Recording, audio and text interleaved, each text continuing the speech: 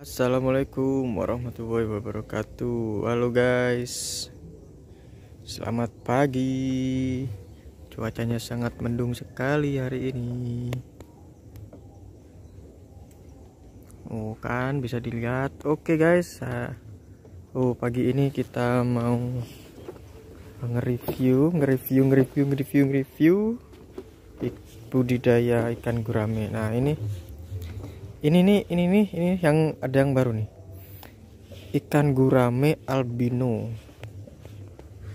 Ini kita nebarnya waktu itu seukuran jempol gini ya guys ya, dan sekarang alhamdulillah sekitar 3 bulanan, 2 bulan sudah seukuran 3 jari ya. Bisa dilihat meskipun ukurannya masih belum seragam, tapi dominan sudah 3 jarian ya. Itu juga ada yang hitam, ada gurame siem. Nah ini nih yang bikin beda ini antara gurame siem dan juga gurame ini padang. Masuknya ke gurame padang, bukan albino, maaf diralat ya. Gurame padang ini lebih cepat perkembangannya yang siem. Kenapa bisa begitu ya? Itu yang putih itu albino itu, cuma dia matanya nggak merah albino tapi matanya hitam.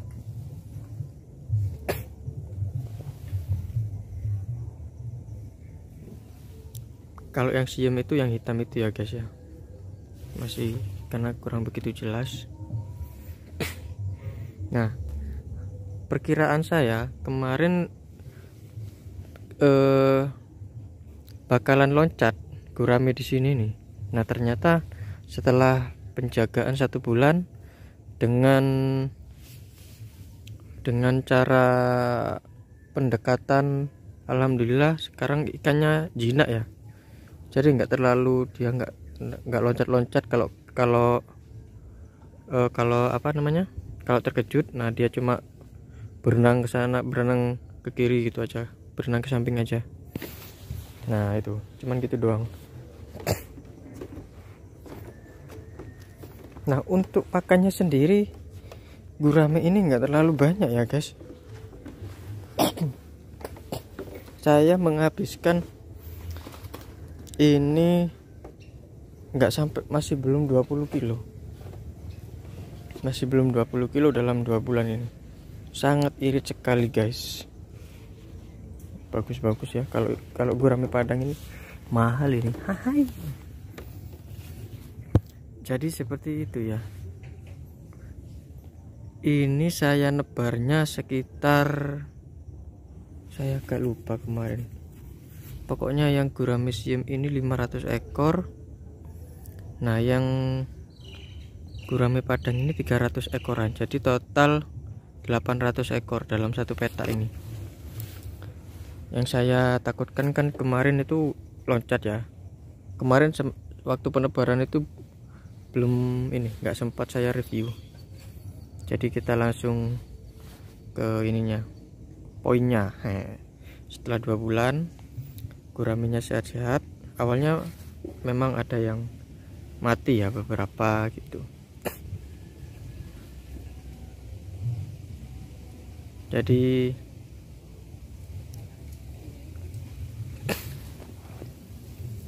ya beginilah. Jadi setelah adaptasi ikannya ini sudah mulai nyaman dan tidak ada matinya. Nah ini nih yang bikin ikannya betah itu apa ya, azolla. Jadi sangat suka sekali ya ini azolla, dan juga tanaman air kangkung ini dia sangat suka sekali gitu.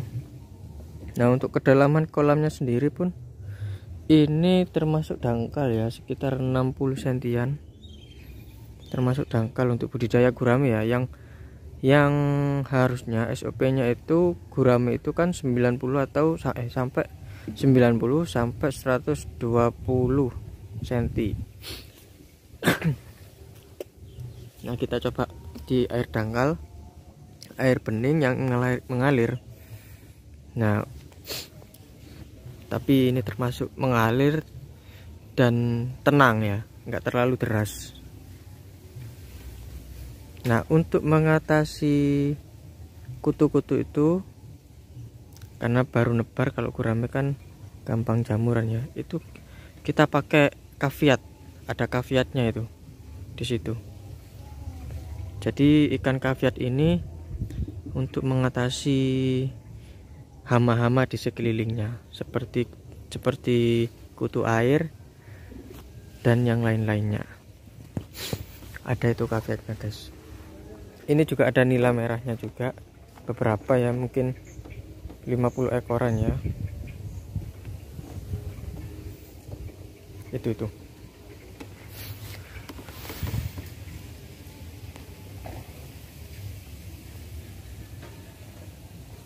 kita menggunakan jaring troll juga yang ukurannya 3/4, yang sangat kecil. Dan saya rasa budidaya ikan gurame ini sangat potensial ya di sini ya, lumayan. Untuk pertumbuhannya pun sangat cepat.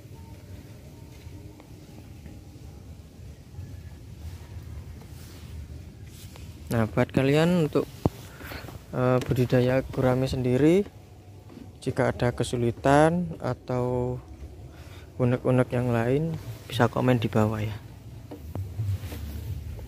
Jadi untuk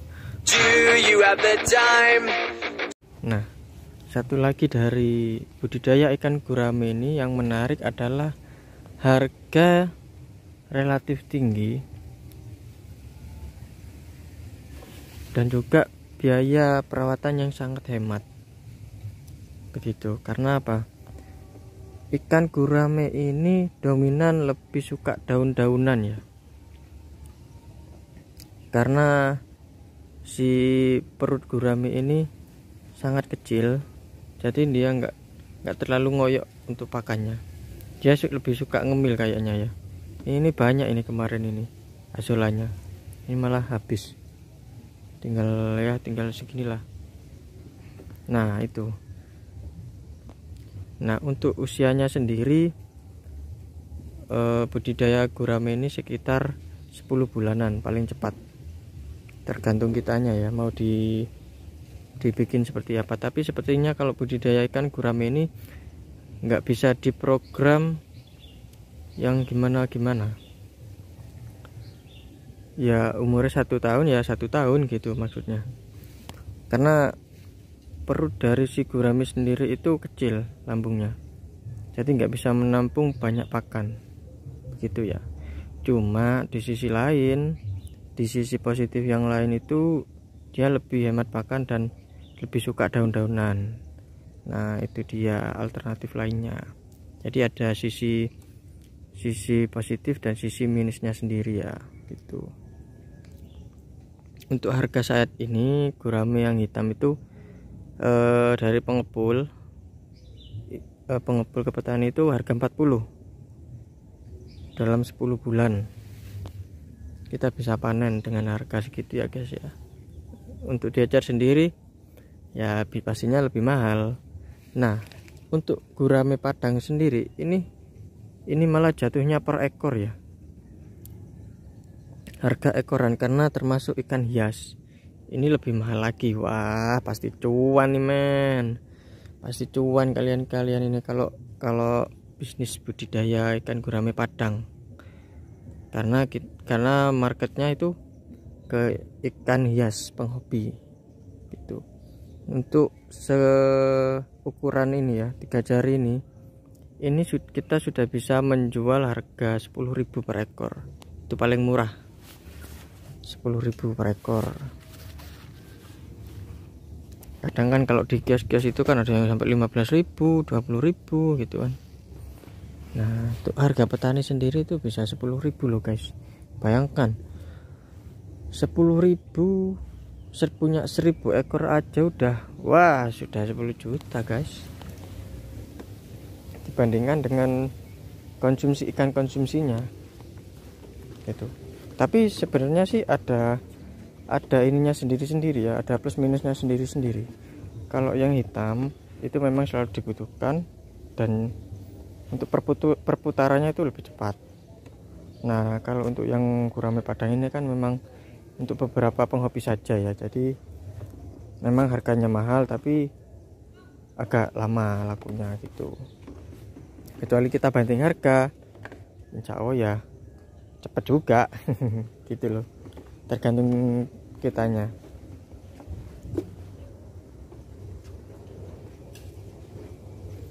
Di samping itu kita budidaya gurame ini masih baru juga, masih mengamati ya, masih mengamati kalau untuk di keramba. Tapi kalau untuk di kolam darat sudah lama ya. Kadang kan kebanyakan kok gurame saya nggak besar-besar mas. Nah, lihat medianya, gurame ini tidak bisa ditebar dengan sistem tebar padat. Itu akan sangat menghambat sekali ya, karena pergerakan ikan gurame sendiri itu ke samping, bukan ke atas seperti lele. Jadi dia membutuhkan ruang gerak yang sangat luas gitu. Untuk SOP-nya sendiri, ikan gurame ini per meternya ini 30 ekor per meter ya, untuk per meternya. Beda kalau nila, kalau di yang penting air ngalir, oksigen mencukupi, itu bisa padat. Beda. Nah, untuk gurame dia nggak bisa guys, setahu saya seperti itu. Apalagi kolam air tenang. Nah, sepertinya kan termasuk kolam air tenang ya, meskipun mengalir, itu nggak bisa.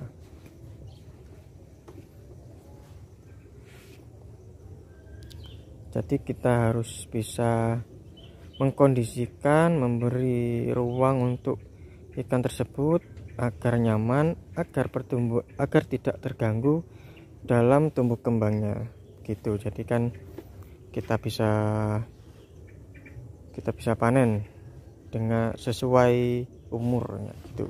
Jadi kalau 10 bulan panen ya 10 bulan gitu, nggak sampai terlambat 12 bulan 14 bulan gitu. Untuk pakannya sendiri kita harus menimbang ya 5% dari bobot ikan tersebut, atau kita kira-kira aja lah untuk ukuran segini 3 jarian ya, kita kasih 2 sendok makan itu sudah cukup. Karena gurame tidak bisa untuk terlalu banyak makan pelet, itu menyebabkan matanya itu keluar, overfeed kalau biasanya orang-orang itu istilahnya gitu, overfeeding gitu. Jadi ya untuk mengantisipasi hal tersebut, kita memberi tanaman air sebagai pakan penggantinya. Jadi kita nggak usah terlalu banyak kasih pelet,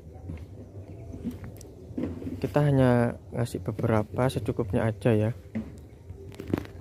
untuk seukuran segini. Jadi kita siapkan beberapa pakan alternatif di sampingnya gitu. Kecuali mungkin nanti kalau menjelang panen, 2 bulan menjelang panen, itu bisa kita sedikit ini ya, kita tambahi porsi makannya begitu. Meskipun dalam catatan sewajarnya jangan terlalu banyak. Kalau terlalu banyak pun ya itu tadi, itu matanya keluar, terus ya banyak hal ya nanti, penyakit yang datang itu.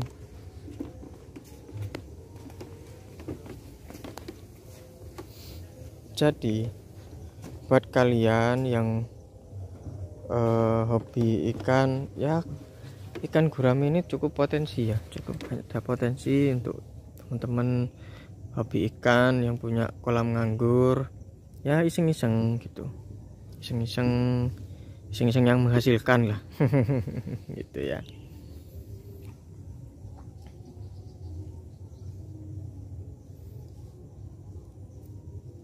Baik, segitu dulu ya informasi dan video dari saya untuk hari ini. Jika kalian ada sesuatu unek-unek atau pertanyaan-pertanyaan, bisa kalian komen di bawah ya. Jangan lupa share, like, dan subscribe-nya. Oke guys, terima kasih ya sudah mengikuti video saya, semoga bermanfaat. Assalamualaikum warahmatullahi wabarakatuh. Oke.